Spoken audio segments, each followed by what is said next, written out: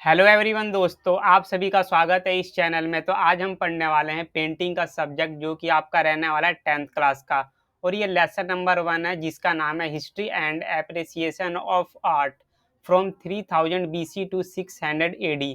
यानी क्या है कि हिस्ट्री में आज हम ये पढ़ने वाले हैं कि आर्ट एंड क्राफ्ट के बारे में पढ़ेंगे, और जो स्टेचू और जो मूर्तियाँ होती हैं उसके बारे में आज हम ये पढ़ने वाले हैं। जो आपका ये टाइम पीरियड रहने वाला है 3000 BC से लेकर 600 AD, यानी इस टाइम का जो टाइम पीरियड है वो आज हम पढ़ने वाले हैं। तो पहले हम इंट्रोडक्शन से स्टार्ट करते हैं। We see a gradual development in art and craft from Indus Valley civilisation 2500 BC 1750 BC to Mauryan dynasty 3rd century BC।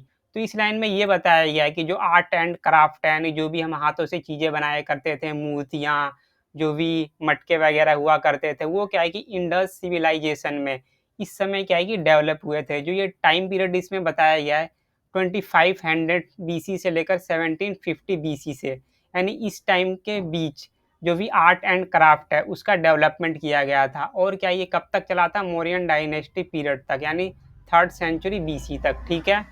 Artist of Harappa period were extremely skilled. इसमें ये बताया जा रहा है कि जो हड़प्पा का टाइम पीरियड था उस समय क्या है, जो लोग हुआ करते थे वो काफ़ी स्किल्ड थे। यानी वो स्टेचू बना दिया करते थे, जो हाथों से मन के बनाया करते थे, मूर्तियाँ बनाया करते थे। इसीलिए उन्हें क्या कहा गया है? एक्सट्रीमली स्किल्ड बताया गया इसमें।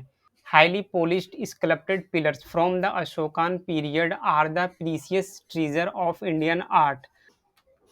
इसमें ये बताया जा रहा है जो अशोक राजा था उसके जो टाइम पीरियड था उसमें क्या है कि जो स्कल्प्टेड पिलर्स पाए गए हैं, और क्या है कि कुछ टीजर्स भी पाए गए हैं, जिसके कारण हमें ये पता लगता है कि जो अशोक का जो टाइम पीरियड था वो काफ़ी अच्छा था।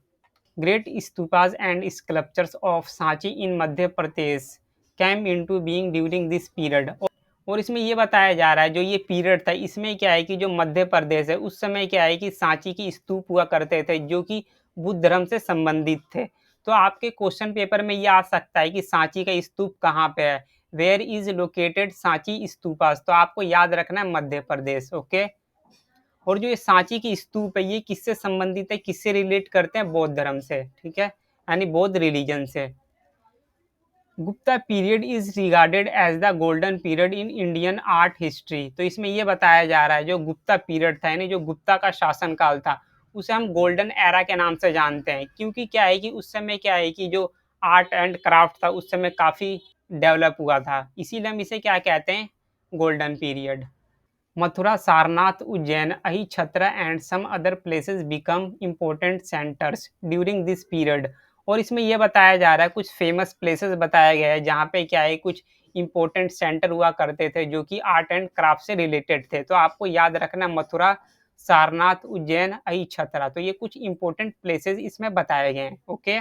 The religious sculpture show a divine quality. और इसमें बताया गया है कुछ रिलीजियस स्कल्पचर थे, जो मूर्तियाँ थी वो क्या है कि देवी के बारे में बताती है, यानी पूजा पाठ के बारे में हमें बताती है, उसकी क्वालिटीज़ के बारे में सिग्निफाई करती है। Famous paintings of Ajanta were done during this period. इस लाइन में ये बताया गया है कि जो फेमस पेंटिंग थी अजंता की वो इसी टाइम पीरियड में पाई गई थी।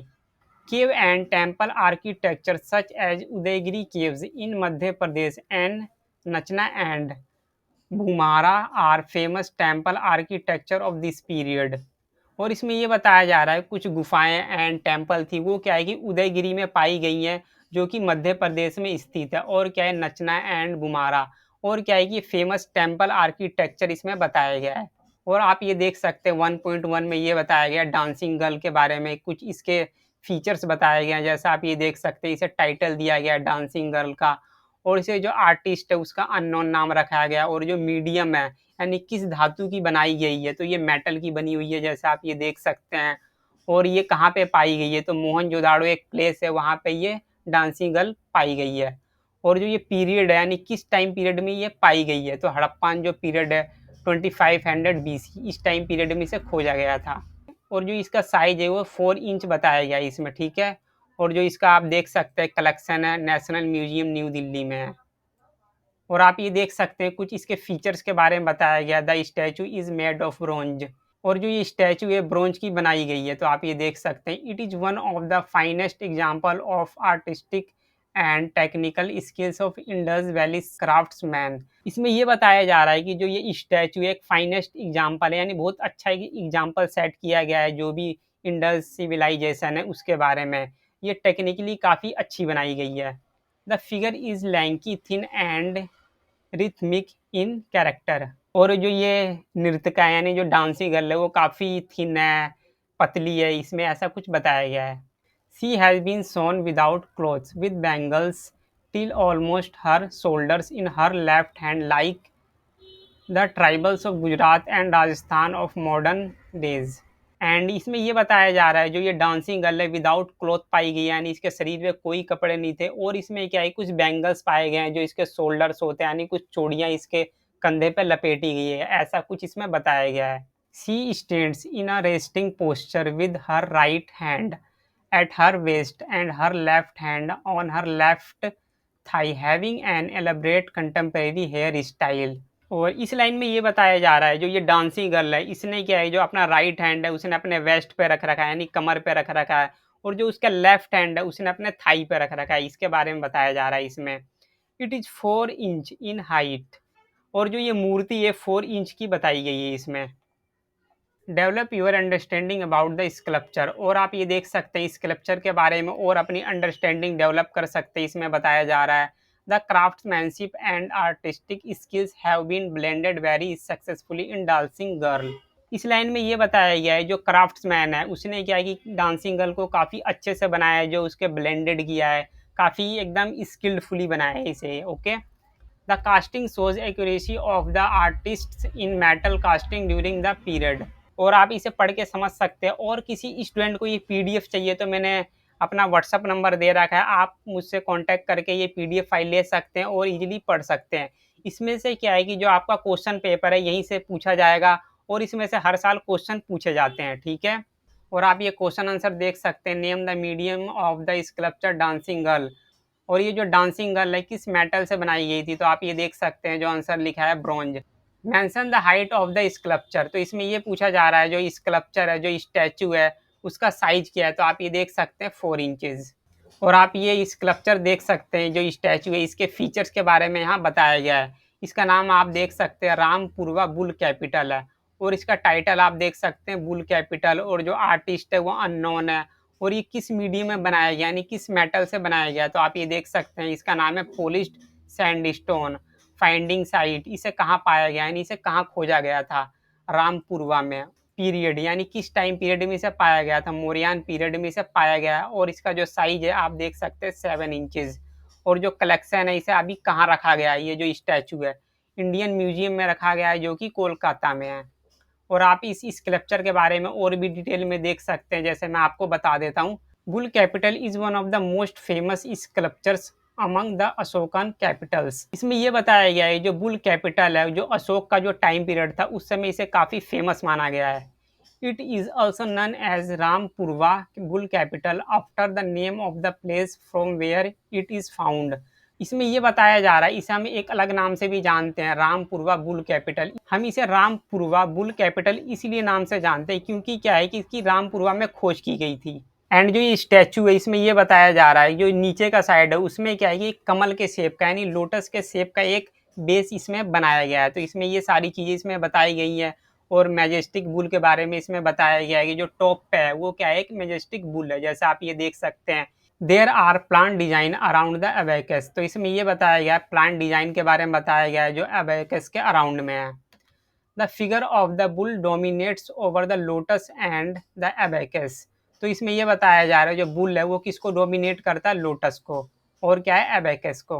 और आप ये कुछ क्वेश्चन आंसर देख सकते हैं इस चैप्टर से रिलेटेड, जैसा आप ये देख सकते हैं from where was this bull capital found. जो बुल कैपिटल है इसे कहाँ पाया गया, तो आप ये देख सकते हैं रामपुरवा में, ठीक है। और इसका सेकंड क्वेश्चन है what comprises as the base of the bull capital.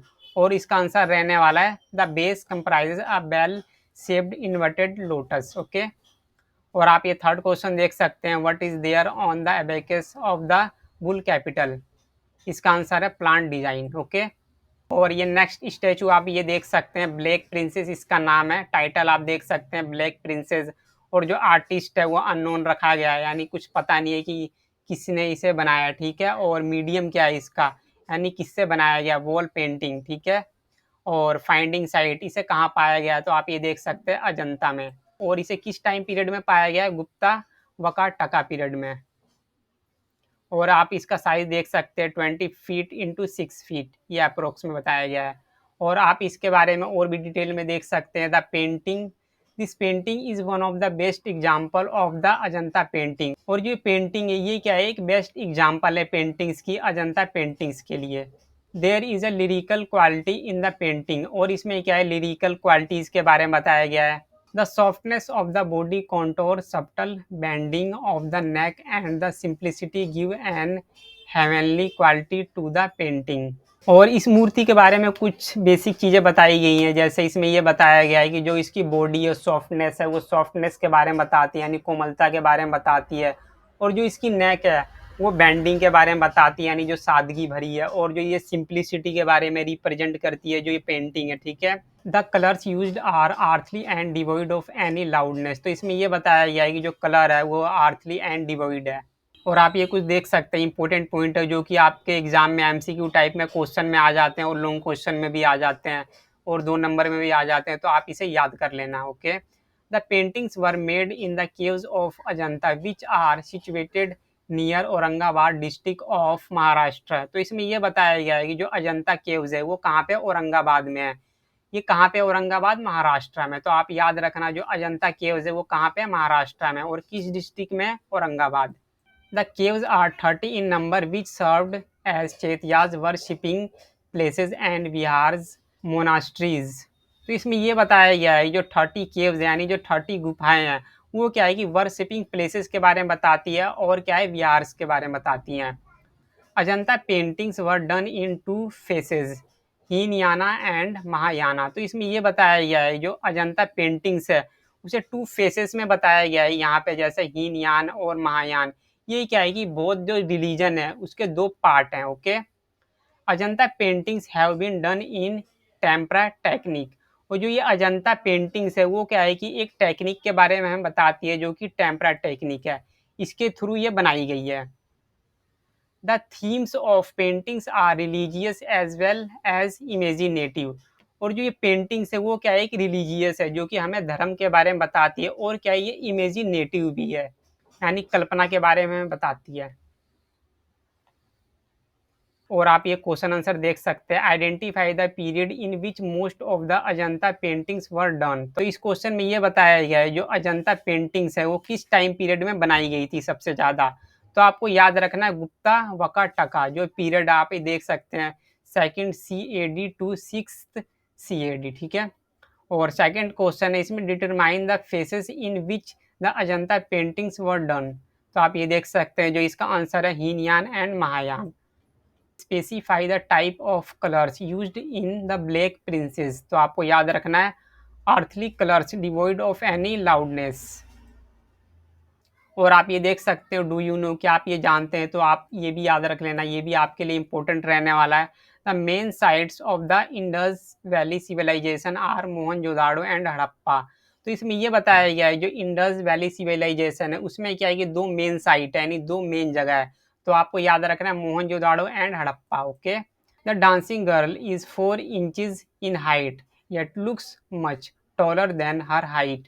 ये क्या है, जो डांसिंग गर्ल है वो क्या है कि 4 इंचेस की उसकी साइज है। The technique of high polish was learned by Mauryan sculptors from the sculptors of Middle East. तो आप ये देख सकते हैं, इसमें ये बताया गया है कि जो मौर्य के जो टाइम पीरियड है उसमें क्या है मूर्तियाँ पाई गई है, तो उन्होंने जो सीखा है वो कहाँ से सीखा है, मिडल ईस्ट से सीखा है, okay. Ajanta paintings occupy a unique position in the history of Indian painting because of its vibrant beauty, subtle grace and tempera technique। तो यहाँ पे ये बताया गया है कि जो अजंता की पेंटिंग्स है उसकी कुछ क्वालिटी के बारे में यहाँ बताया गया है, जैसा आप ये देख सकते हैं, vibrant beauty, subtle grace and tempera technique के द्वारा ये बनाई गई थी। Artist of Harappa period were extremely skilled. और इसमें यह बताया गया है जो इंडस वैली सिविलाइजेशन है उसमें जो हड़प्पा सभ्यता थी उसमें जो कारीगर थे, जो वो लोग थे वो काफ़ी स्किल्ड थे। तो आई होप दोस्तों जो मैंने आपको ये पढ़ाया फर्स्ट लेसन पेंटिंग का 10th क्लास का आपको अच्छे से समझ में आया होगा, और किसी भी स्टूडेंट को ये पीडीएफ चाहिए जिसमें क्या है कि वो ईज़िली इसे पढ़ सकता है और रीड कर सकता है, फिर क्या है कि वो एग्ज़ाम में अच्छा स्कोर सकता है। तो आपको मैंने व्हाट्सएप नंबर दे रखा है, आप वहाँ मुझसे कॉन्टैक्ट कर सकते हैं, ये पीडीएफ ले सकते हैं और ईज़िली स्टडी कर सकते हैं। तो इस चैनल को आप सब्सक्राइब कर लेना, क्योंकि जो भी लेटेस्ट वीडियोज़ आएँगी किसी भी चैप्टर की, चाहे वो पेंटिंग की हो या होम साइंस की हो या मैथ की हो, तो आपको इस चैनल पे मिल जाएगी। तो thank you for watching this video दोस्तों। अब मिलते हैं नेक्स्ट वीडियो में ऐसे ही नई वीडियो के साथ। जय हिंद, जय भारत।